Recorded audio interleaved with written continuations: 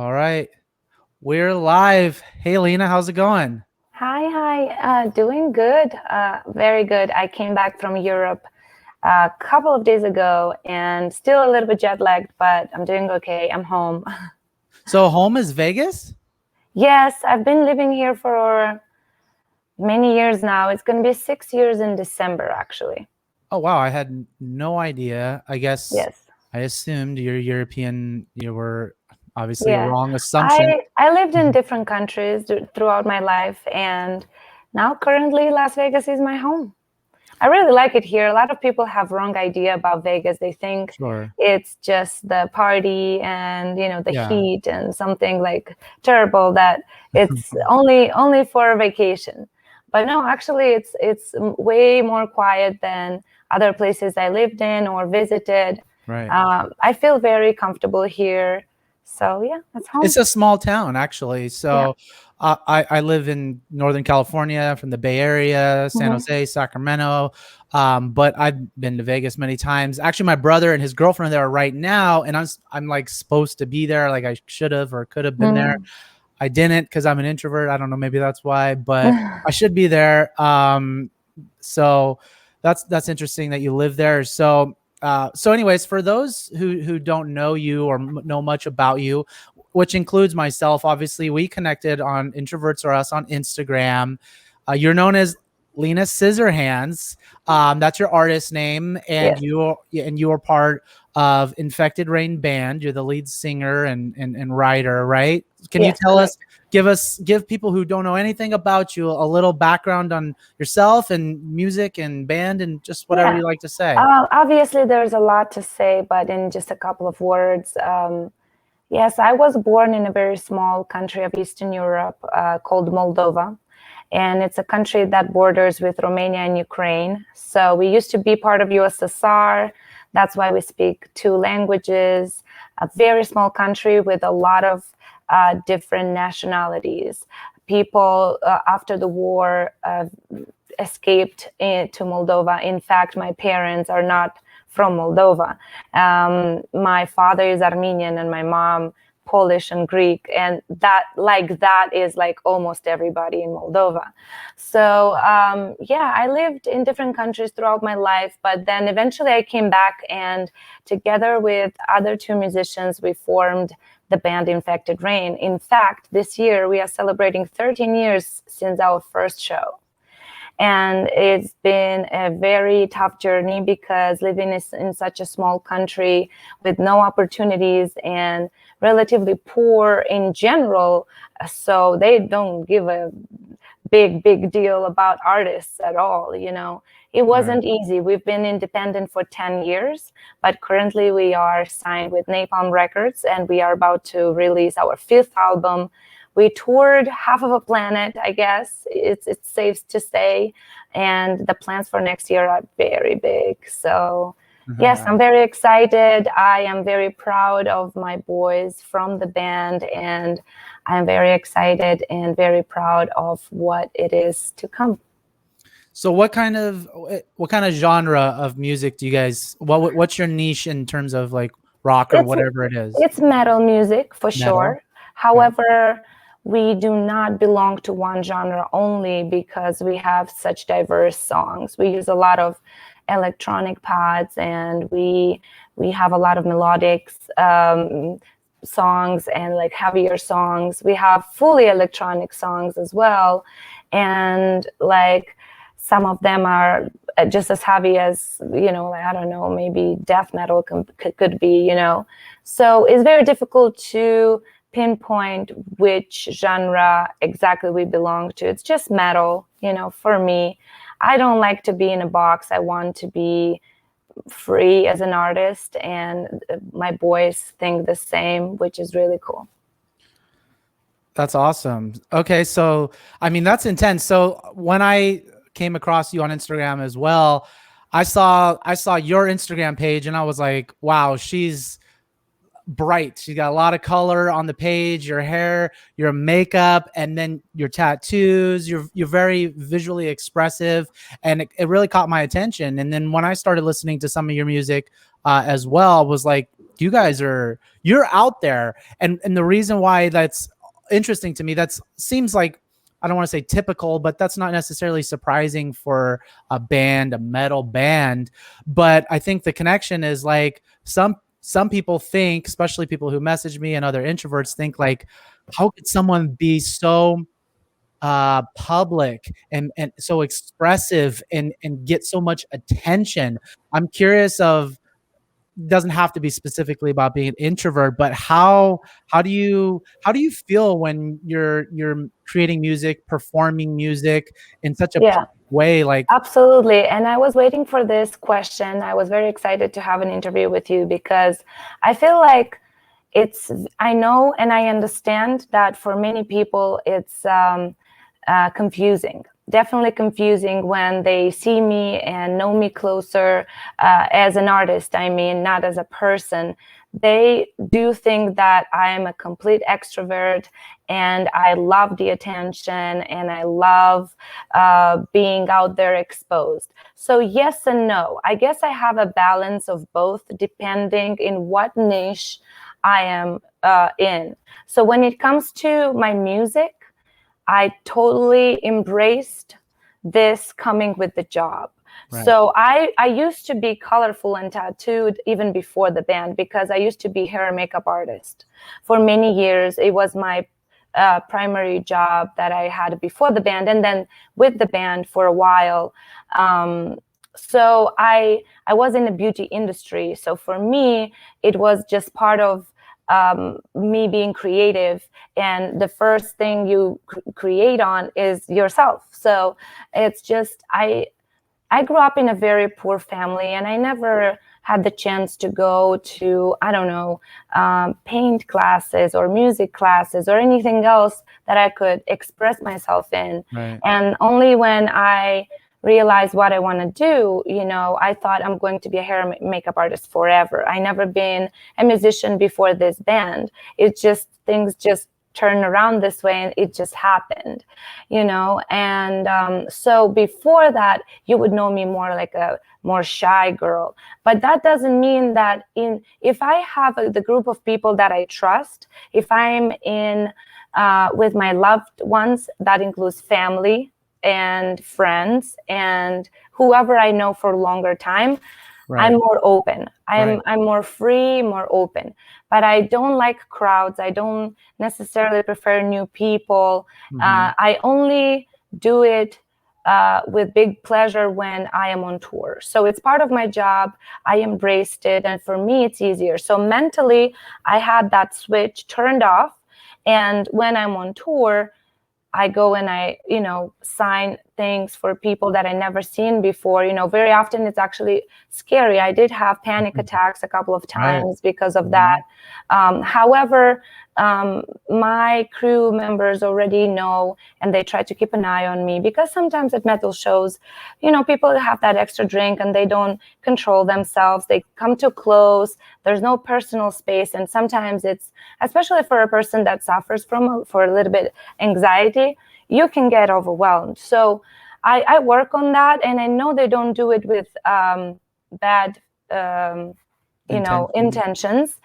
And so that calms me down. However, I did have, uncomfortable situations for sure. And I know they will always be there, but again, it comes with my job. So I know that doesn't mean that I'm faking it. I'm loving it. I don't want people to, I don't want people to mistake these two things because I'm not wearing a mask on stage. I'm actually the most raw and the most me and the most true me that you can get on stage, because I decided so in the very beginning of my career, and I decided if people don't like me the way I am, it's fine. They can listen to a different band. So I cry on stage. I laugh on stage. I am me. So it's just the stage and the music is my therapy. And that's why it was so easy for me to turn that switch off. I'm sorry. And be more open and more public when it comes to my music. But everything else, I don't really like people. And I know that's not a good thing to say, but I am a polite person and, you know, all that, but the majority of the world is very negative and very depressed. Some with good reasons, some for no reason. And it's just too much. I'm a very sensitive person and I can feel that. So that also is a good reason for me not to be around you. You have to protect your energy, right? Correct. You really have to protect your energy. You know, something. Absolutely. Yeah. What? Oh, go ahead.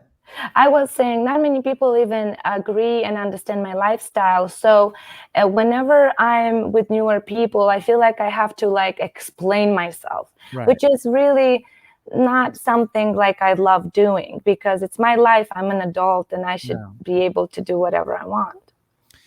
You know, you see, you said something really, you said several things, very interesting to me because I feel exactly the same way. And like you, I feel like I have to explain myself or defend myself a lot. And that's something that I've noticed because of the Introverts RS page and all of the comments and messages I get. I feel like I get such awesome insight into a broad audience of introverts. And what you said, it seems to be very common. Yes, it's not just black or white. Nobody is just an introvert and that's it. I mean, maybe 1% of the globe, the population, you know, it's always, there are different shades between these two definitions. Yeah, I mean, well, what they say is, like psychologists or whatever, they say no one is completely introverted, no one's completely extroverted, or you'd be insane. Absolutely, it's a spectrum, and it changes based on your comfort level with the people you're with. It changes on your comfort level of the environment you're in, and it changes based on your current emotional state as well. Absolutely. I can totally agree with that. You know, I've been through rough moments in my life in the past and recent, and I totally understand that it's also a state of mind. It's not always who you are, it's who you are at the moment. So, but again, just absolutely because of my music and my art, I'm able to fight this and to be a sane person. That's why, you know, a lot of people are like, no, you're not an introvert. I don't consider myself an introvert, but also I'm definitely not an extrovert. You know what I mean? So I don't know, you want to put a definition, find a definition, it's up to you, you know, but however, I have the quality of both for sure. Yeah. And again, it's so circumstantial, it's environmental. Absolutely. But one thing you said that resonates with me is like, you said like, I'm not wearing a mask. And that's something that kind of upsets me sometimes, believe it or not. I don't know if you see, sometimes I put the messages I get up is people attack me, which is crazy. And they try to accuse me of not being an introvert because I post promoting things like I do marketing business. I have many pages, big pages that I run. I have a business side, and I have hobbies. And if I promote myself or whatnot, then people, of course, it's a vocal minority, I'm sure, they accuse me not being introverted. And to me, sometimes it does definitely upsets me. But really what it is actually to me is a lack of education. And it goes back to what we just said. People do not understand actually what an introvert is or introversion in a psychological realm. So what happens is people, they revert to stereotypes of what they think an introvert has to be or should be, and that is some sort of rigid definition that you can't change. That is the same in so many things. I've been accused to not being metal enough.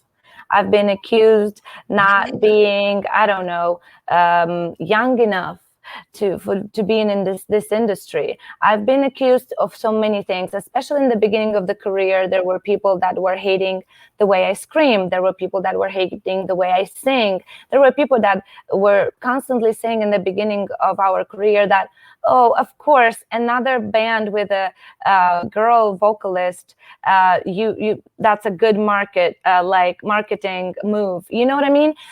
In the beginning, I won't be lying, I was way younger. That's 13 years ago, you know, when we started. In the beginning, that did affect me.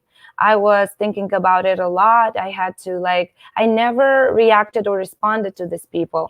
Right. But after it took me a couple of years to also switch off this specific world of negativity, because they are always going to be there. Yeah. There are people that all the time accuse me for whenever I get a new tattoo. Yeah, I understand. I get covered more and more and more, but that's not your business, not your body. Yeah. Why would you think that I would listen to you? I don't even know you.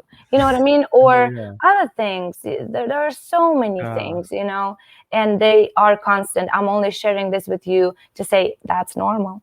Yeah. It's Comes with a job as well. yeah, and I get it too. Like we both large social media followings, and that invites haters as well for whatever reason, because you bring in such a wide variety of people, and they're not all your fans. Yeah. And some people, for whatever reason, follow you to not be your fan. It's weird, but anyways, one thing that you mentioned that actually I'm really curious about, and I think that introverts out there would really benefit from it, is you said, okay, I understood I had to flip a switch.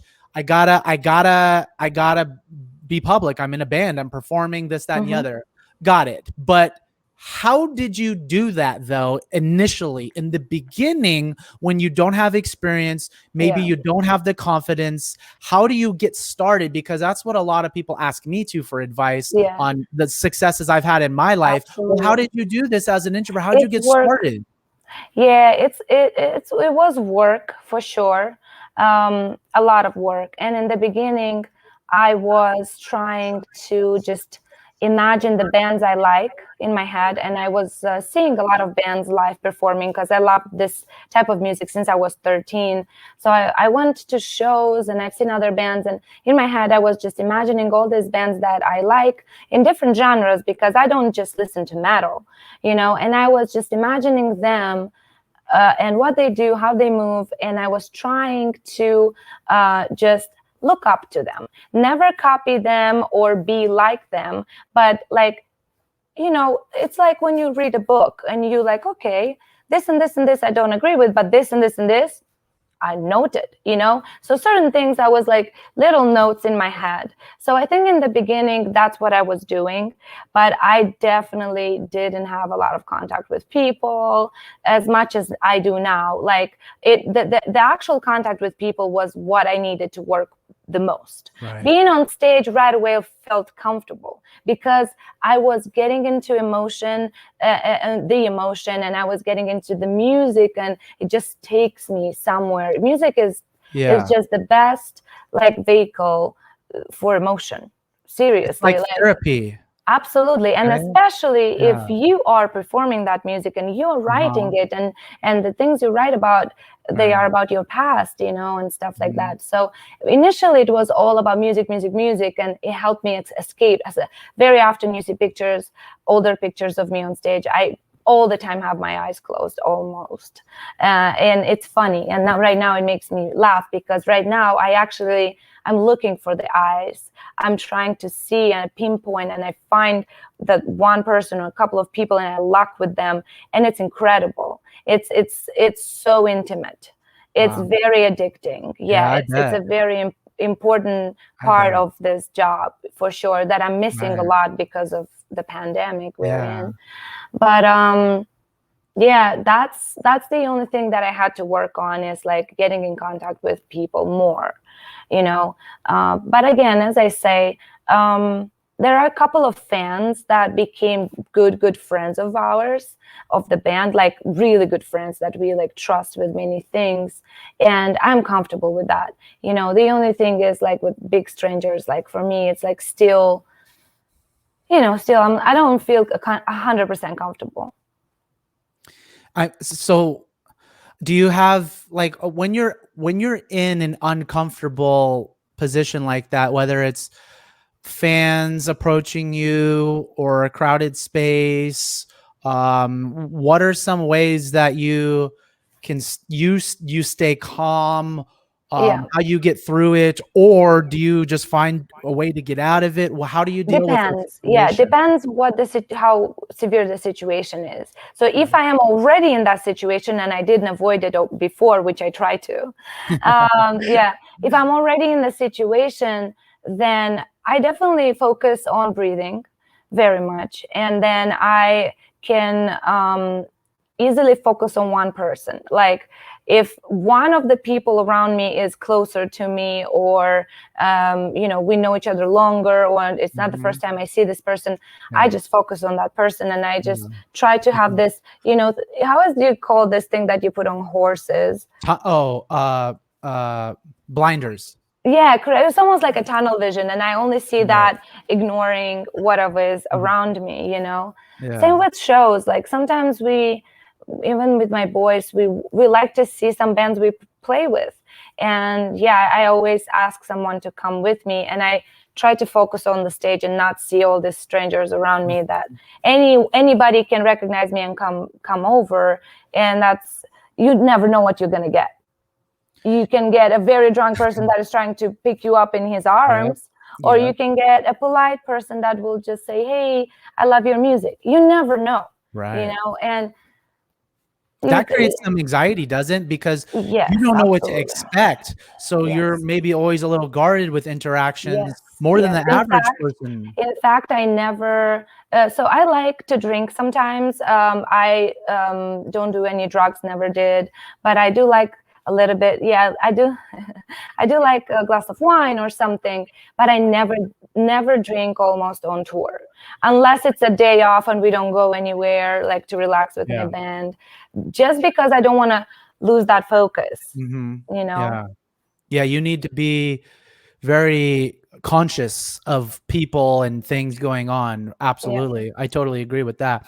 Something's interesting now that I'm thinking about music is I love music too. For me, music is super therapeutic. It's very, very emotional for me. But I don't want to say because I'm an introvert. Obviously, I think probably some of it is a level of like social anxiety. I never go to music, like festivals, concerts, which is crazy because I love music. I just don't like being in crowds. Yeah. I understand. It's too It much just so happens. sensory overload, right? Even theater, even like, for example, like something where you seated and there's like still a lot of people, but like they are spread out. Even that for you is difficult? Well, I can't necessarily say it's difficult because I don't do it. So it's hard to know. Okay, you don't do that even either. go. I don't even. So that's a problem. That's a mental block. Yeah. But I don't know. Like, like I have a lot of friends. Like I'm into electronic music too. I'm a little bit older now. I don't really want to go to electronic festivals. But when I was a little bit younger, like all my friends would go and I would never go. So I felt left out too. Because I didn't want, even with my friends, even if there was alcohol, maybe, I don't know. I just was nervous to be in such a crowded, sensory, loud, bright environments. It's hard. So for me, when it comes to, when it comes to the metal scene, especially because of the love of it and because that's what I do, it's easier. I still try to avoid crowded, places a little bit. But unless I'm with someone I trust, for example, I used to go to Disneyland, which is the most crowded thing you can ever go. But the majority of it is outside, so you breathe. And the second, I would never go alone. So I would always go with somebody I trust, that if I have a slight panic attack or whatever, we would find the escape, right? I won't be lying to you. My social anxiety and in general, panic attacks, they evolved way more since 2019, and because of a certain event in my life. Before it was mild, and because of this certain event in my life, it was very difficult. I couldn't be around people, and it was really hard for me, and hard even as a girl to be approached by a man. It was crazy. It's something that people don't even realize, but it was difficult. I had I had a panic attack on tour, 2 of them, that year. And the people that never experience that, they think you're faking, but they forget one thing. And all of you that are watching, please remember, people that are constantly smiling are faking, not people that talk about their depression or talk about their anxiety. People that are constantly smiling, they are wearing a mask. I'm telling you. I read books of psychiatry. I had therapy with a couple of psychiatrists, and this is the most accurate conclusion of the world we live in I can give you right now. Yeah. People cope with things differently, right? So absolutely. Someone like maybe me, maybe you, I don't know. I'd be more reclusive. I stay home, or I have resting bitch face and I always look angry.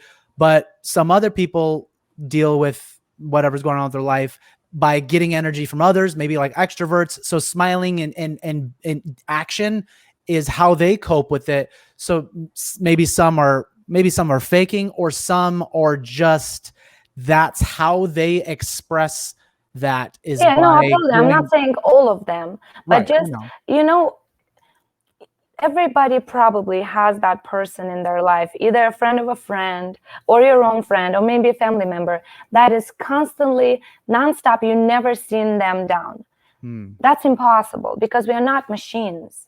And that is just a state of mind that they love to show you or show people around, just so nobody can really get in their head. Because the majority of people that suffer from mental illness, they don't want to talk about it. They don't want to share about it, and they are afraid to ask for help, which is not the right move. Not the right move. Find that one person that will help you out. I've been there, and I'm not proud of the thoughts I had in my head. I'm not proud of certain actions I even did. Actions that I did. Things that I've done. The things that I've done, or the things that I've thought about. Right. I'm not proud of them, but it took the right people around me and the right literature to read, the right books, and also my dog. My dog was around me, which was amazing. And what kind of dog is it? It's a mini schnauzer. She's 2.5 years. I'm looking on your Instagram right now. Is it on Instagram anywhere? Of course. Oh, where is it? Oh, there it is. Oh, okay. I have to show her. Her name is Luna. Yes. I have to share of course. I love dogs. I need a dog. In fact, I need a therapy dog.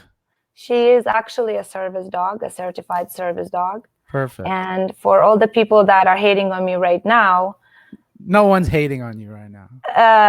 She has 1 year of service dog school, and she flies with me. She will be on tour with me. She goes with me everywhere. I cannot live without this creature. That's a cute dog, for sure. What's her name? Luna. Luna. Oh, okay. Like moon. Yes. Got it. Amazing. Oh man, I need a dog. See, here's the thing. Like, I feel like for me, like, dogs are therapy for me too. And being an introvert, I'm single too. Like, I don't have anyone home. I live alone and stuff like that. I wish I had some sort of companion like that as well. But it's such a responsibility, right? Having a dog. Like, how do you manage like that? Having a baby, for sure. Yeah, right. So like, how do you do that and like tour and stuff?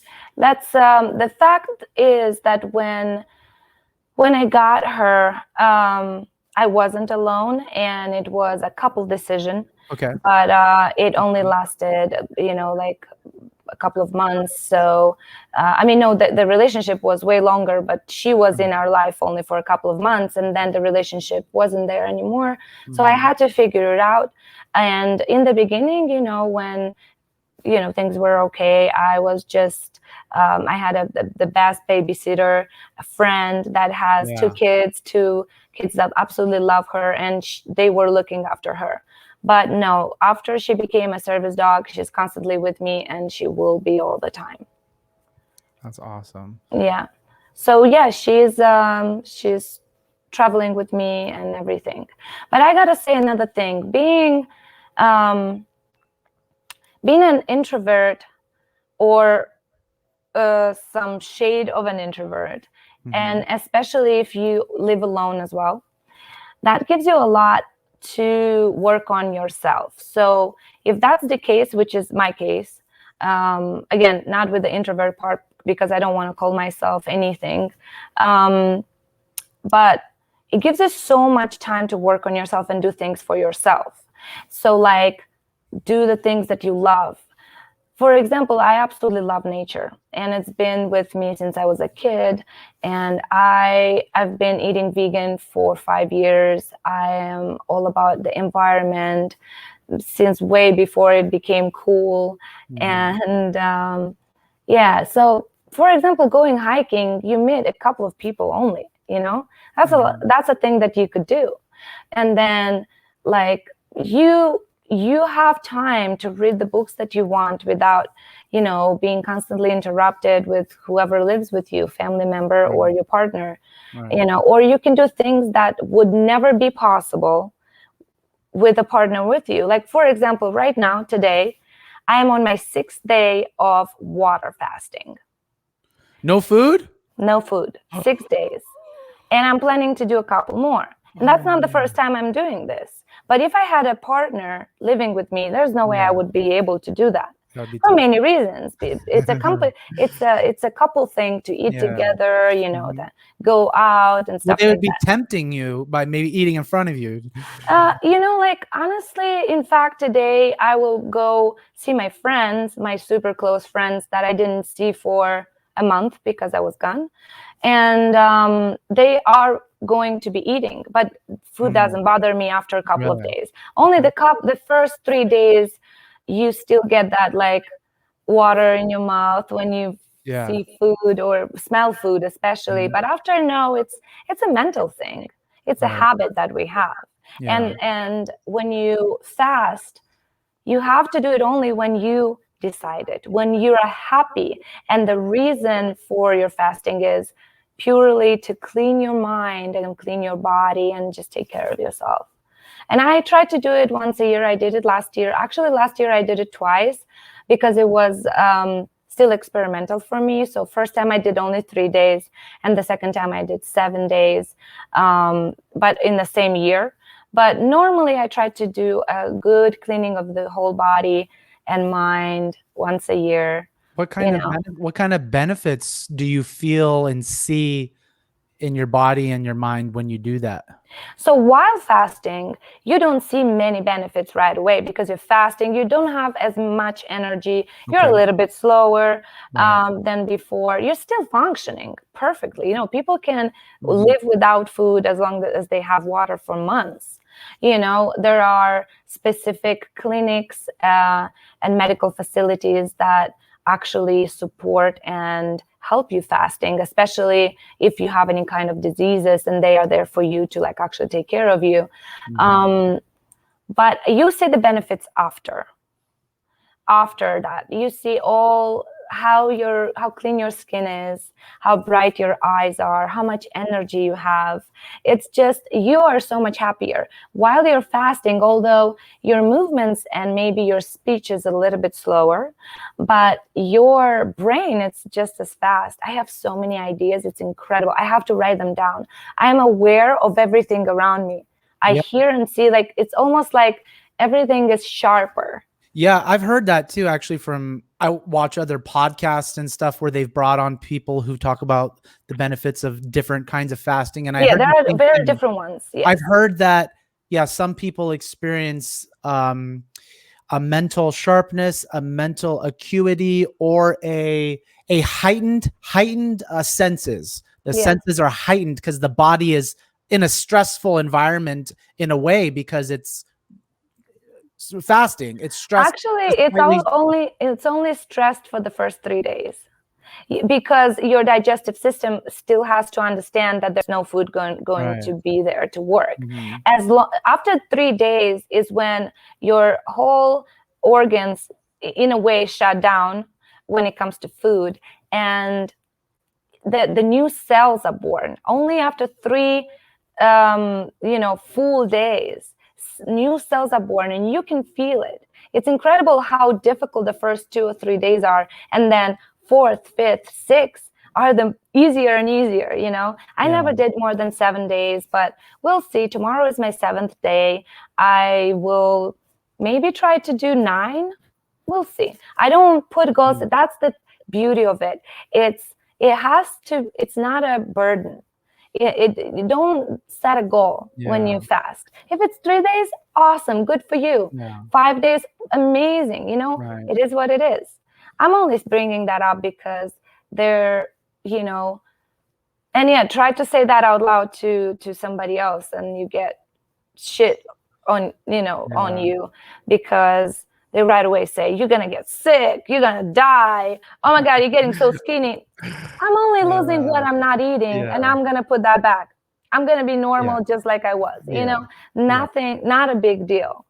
Honestly, in these 6 days, I only lost, I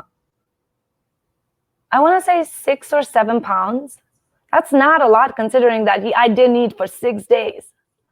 Jeez. Yeah. Yeah. Well, one thing I try to do sometimes is just fast, at least in the morning or something. I've done like some 12-hour ones and stuff like that. Intermittent one. And intermittent fasting, stuff like that. It seems that there seems to be some benefits of that as well. Yes, absolutely. They're all different. There are so many different ways of fasting. You can just find the one that you're comfortable with, or that works well with your schedule. Absolutely. You know, I even on a 3rd day of fasting, I was in the gym. Easy. Like I wasn't like being as strong as before. So like, you know, I used lighter weights, but I still was there for an hour and a half.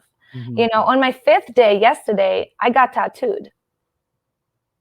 You know, my tattoo artist was like, you're crazy.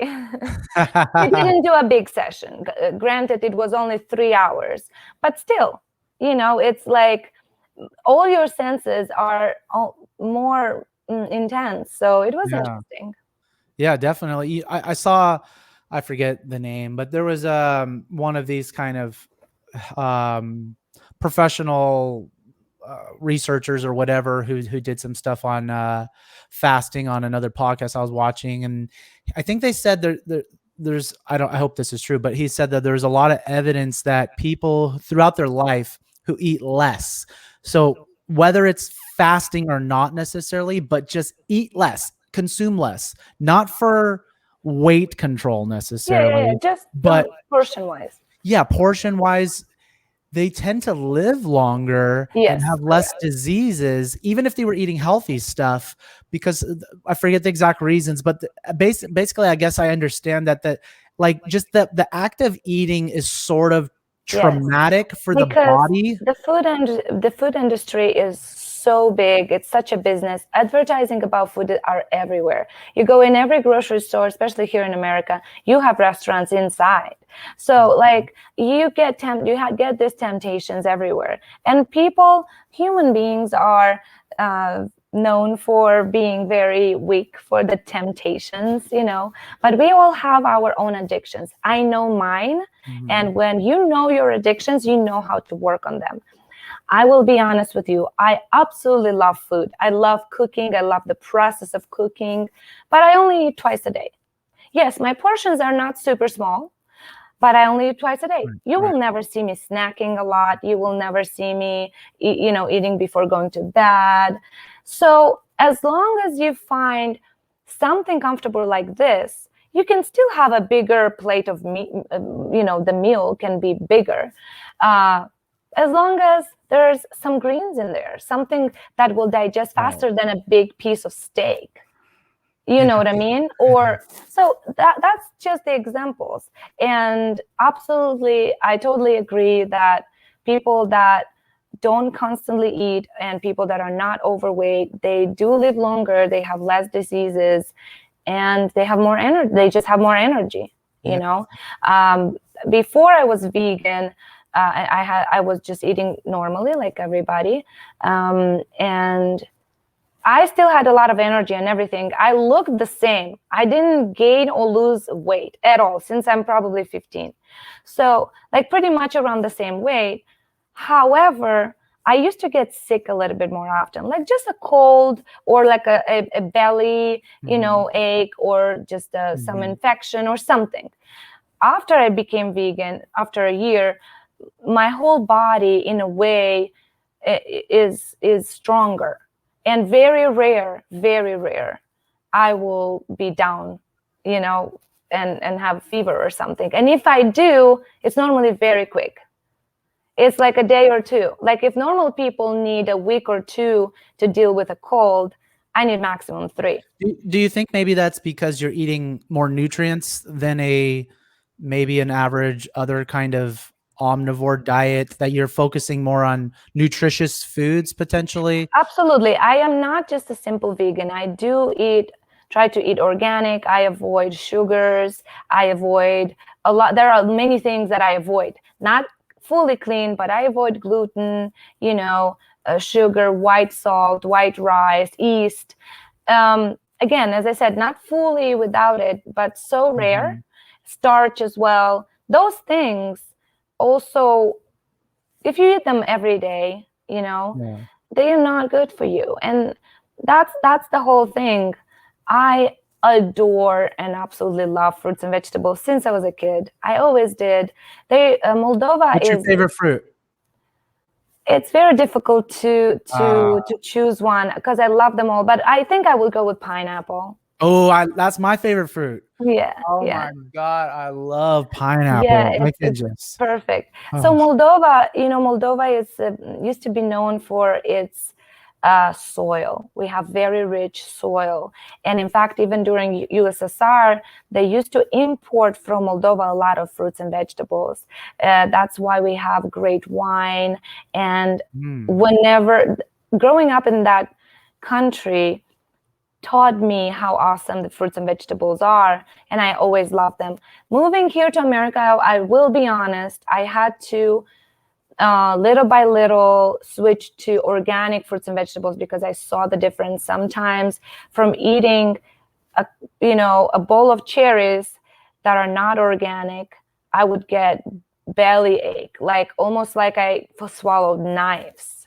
And then if you eat them organic, you don't feel that way. Yes, organic fruit will get bad faster, but doesn't that tell you something? Yeah. You know what I mean? Correct. Yeah, right. So as long as you try to avoid, I try to support farmers markets and stuff like that because I grew up like that. Sure. I had to learn it here. This is a different country with different, habits and cultural, maybe, I don't know. We're very processed here in terms of foods and things like that. One thing I wanted to bring up too that's very interesting. I want to do more research on this. I'm curious if you've heard about it, but there is very, very solid and interesting, fascinating science out now about, I forget exactly what it's called, but I think it's called like the brain-gut axis. And they have a lot of evidence now that some doctors are kind of hypothesizing that the gut, stomach, and intestines are considered the second brain of the body. That it is connected. Not only is it connected, but there's even some evidence, I believe, that the nerves and the hormones from the gut actually influence the brain. Not the brain just influencing the gut, but what you eat and how that's digested can actually affect your emotions, your hormones, and then your mental health. Everything. So there is a saying, and I believe in English it's in a healthy body, healthy mind. Yeah. That's why. Because if you put a lot of junk in your body, your organs and your gut and everything inside of you, your blood, your immune system, everything will not be fine. And that information goes to your brain. And that's why you're not in the mood, you're not horny, you're not funny, you're not, I don't know, you sleep too much or you don't sleep enough. Stuff like that, Out of balance. And the majority of people like that are very angry too, because I mean, you're in pain and constant, and they try to kill it with pills instead of trying to clean their diet. That's what it is. That's the irony of the world we live in. Yeah, it's tough. Even when you know this knowledge, like I do, I'm still not great with my diet. I don't eat like a whole bunch of fast food or anything like that, but I'm not like great. I don't eat as much fruits and vegetables as I should and stuff like that. Even though I know it's hard, and I think a lot of it is access to healthy food, of course, is well-known sort of issue in the US. That's just one excuse though. You can find it Yeah, if you look yeah, for it. So I can't just blame access, but also just the way we grow up here, correct. you spoke about things how we're Cultural. Yeah, advertised to. And if you grow, I grew up with parents, we didn't grow up with much money either, so we had, cheaper, more processed foods because that's really all we could afford, and things like that. So then you develop habits as a absolutely. child, I and understand that. and then you're an adult and you're just still doing the same shit. Yeah, So canned it's a food. problem. Yeah, yeah, all that. Absolutely, and I understand that. And that's the I think the fact that I switched to a vegan diet so easily, it was because of how I grew up. Because in my country, if you're poor, that's all you're eating, fruits and vegetables. I mean, Mhm. we had meat so rare. Right. My mom is a nurse. She had 3 children. She was alone, small apartment to maintain everything, and it was very difficult. We would have some grains sometimes, but we had a lot of fruits and vegetables, and we would like do this, bottle them in like and pickle and do the juices Uh-huh. ourselves. And that was the majority of things that we would eat, with a lot of bread, because bread was never like expensive. Right. However, that also leads to you eat too much bread and too many potatoes, too much rice. It's also not Mhm. that good Right. because it's cheap, right? But again, growing in that specific country with such good, amazing fruit and vegetables, amazing. Like I just came back from there. I was eating probably 2 kilos of fruit every day. And that's big bags like of cherries and strawberries and like Mhm. Yeah. apples, everything. And I'm missing it. I know that it's not like that here. Yeah. But it's still possible to go to farmers market and to buy clean stuff. It's possible to order things online. We Right. have stores like Trader Joe's and Yeah. Whole Foods Mhm. and some other stores that carry a lot of clean stuff, not necessarily vegan, but organic, clean, you know.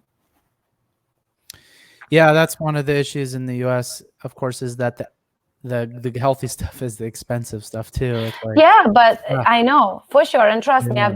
I've been told that a lot. It was even Not thrown an to me, excuse, but by a person that I never thought would say that. But think about it this way: when you go to a restaurant and you buy a steak, how much you pay for that? at A a lot. restaurant, a lot. At a Yeah, restaurant, at a the lot. restaurant, of course, not Mhm. when you cook it at home. Yeah. That's one. Second, the amount of pills that you buy when you feel sick, allergies, whatever. Mhm. The only thing that I take is I take seasonally vitamins, and that's it. I, all the amount of pills and medical bills that an average person has, it's not even compared to what a vegan lifestyle gives you. And you can better invest in good food like that than in all the medicine and doctors and, Yeah. oh, this hurts, just to check on you. Let's be honest, medical industry here in America is also not the cheapest. Ugh. So even if you're insured Yeah. and all of it, so Yeah. yeah, I only go to doctors like I have some really old doctors from like I've been with them for years in my country. So whenever I go there, Mhm. just to check, and every time they laugh at me because they're like, it's all perfect, it's all the same. Well, Whatever you're doing, keep doing it. like when they do the blood and stuff like that, check all your levels, and yeah, they're like, you're fine. So, so, Mhm. so, what's the key to happiness? We've talked about music as a form of therapy. We've talked about dogs. We've talked about a healthy diet. What Yes. else? What else is the key to happiness to you? What are other things that bring joy, It's very easy. anxiety for you? It's very easy. The key for happiness is accepting yourself and being true to yourself. Stop faking, stop lying to yourself or to people around you, because you will get lost sooner or later. So be authentic. Yes. You know, I do think, some people shouldn't be authentic. And here's my reason. Some people are not good people. Well, And I that's a don't. different story. They have to be authentic, and they have to have people that will tell them, hey, this is wrong. Do some research on this, because this is wrong. And obviously there are jerks, there are incompetent people, and like not smart people, of course. But still, I prefer that than they would fake for you, and then you find them closer. Right. You find I out get that they're, oh, I that's understand. who you are, really? No. No, I get you. Yeah, you don't want to be tricked or something. Sometimes I see like funny memes on Instagram. Like, I don't know if you're into astrology.